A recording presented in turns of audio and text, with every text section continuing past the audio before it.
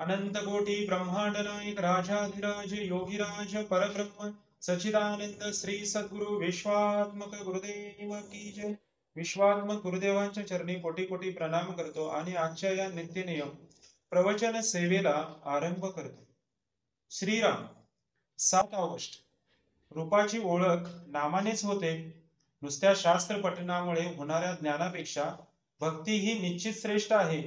भक्ती म्हणजे परमात्मा स्वरूपाचे परमप्रेम होय।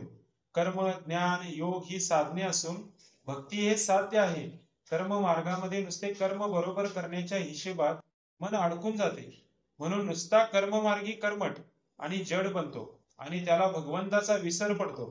योगामध्ये वृत्तींना आवरून धरण्याची खटपट करावी लागते। वृत्ती शांत झाल्या म्हणजे मन शून्याकार होते। वृत्ती आवरणाऱ्याला भगवंताचे प्रेम असेलच असे सांगता येत नाही। ज्ञान मार्गामध्ये आत्मानात्म विचाराला प्राधान्य असल्याने तिथे बुद्धीच्या सामर्थ्यावर फार भर असतो, पण मायेचा जोर फार विलक्षण असल्यामुळे साधकाला ती केव्हा बसवेल याचा नेम नसतो। ज्ञानमार्ग फार कठीण आहे। ज्ञानमार्गी माणसाला अभिमानाची बाधा लवकर होते। माझे मतच तेवढे खरे असे तो धरून चालतो। ज्ञानी मनुष्य जगताला मायाकार्य मानतो, म्हणजेच जगत मिथ्या आहे असे तो समजतो। परमात्मा जर सर्व व्यापी आहे तर ते जगत त्याच्यामध्येच असले पाहिजे, म्हणून भक्त या सृष्टीला मिथ्या न मानता भगवंताची लीला समजतो। त्याला या सृष्टीमध्ये सर्व ठिकाणी भगवंताचा महिमा, त्याचे विभूतिमत्व आणि त्याचा आनंद भरलेला दिसून येतो। सृष्टीमधले सौंदर्य, माधुर्य, मनोहर भाव, पावित्र्य आणि प्रेम जीव मोहित होतो, पण सृष्टीमधल्या विभूती रूपांची उपासना करून जीवाची तृप्ती होत नाही, कारण विभूती हे साक्षात भाव नाही। म्हणून भगवंताच्या साक्षात गुणांची आणि भावांची जरुरी लागते। त्यांच्या प्राप्तीने जीवाची तृप्ती होते।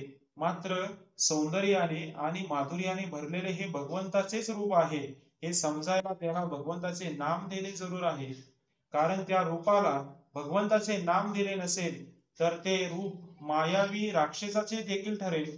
कुंभाराने एकाच मातीपासून अनेक प्रकारची भांडी तयार केली। प्रत्येक भांड्यात मातीशिवाय दुसरे काहीच नाही, तरी प्रत्येक भांड्याचे नाव निराळे। तुकाराम बुवा एवढे मोठे संत बनले, पण भगवंत सर्व ठिकाणी व्यापून आहे म्हणून ते विठोबाला राम म्हणाले नाहीत किंवा दत्ताला महादेव म्हणाले नाहीत। जगत हे भगवंतापासून भिन्न नाही। जगतात आढळणारी सर्व रूपे भगवंताची आहेत, पण रूपाची ओळख नामानेच होते। प्रत्यक्ष आकाराला आलेली अनेक रूपे नाहीशी झाली तरी त्यांचे नाव टिकून राहते, म्हणजेच नाम हे देशकालाच्या मर्यादेच्या पलीकडे असते, म्हणून ते रूपापेक्षा जास्त सत्य होय आणि जे सत्य आहे ते श्रेष्ठ असलेच पाहिजे। सत्य वस्तू ओळखणे हाच परमार्थ होय। भगवंताची रूपे जेथून येतात तेथे नामाचे वास्तव्य आहे। अनंत कोटी ब्रह्मांड नायक राजाधिराज योगीराज परब्रह्म सच्चिदानंद श्री सद्गुरु विश्वात्मक गुरुदेव की जय। श्रीराम।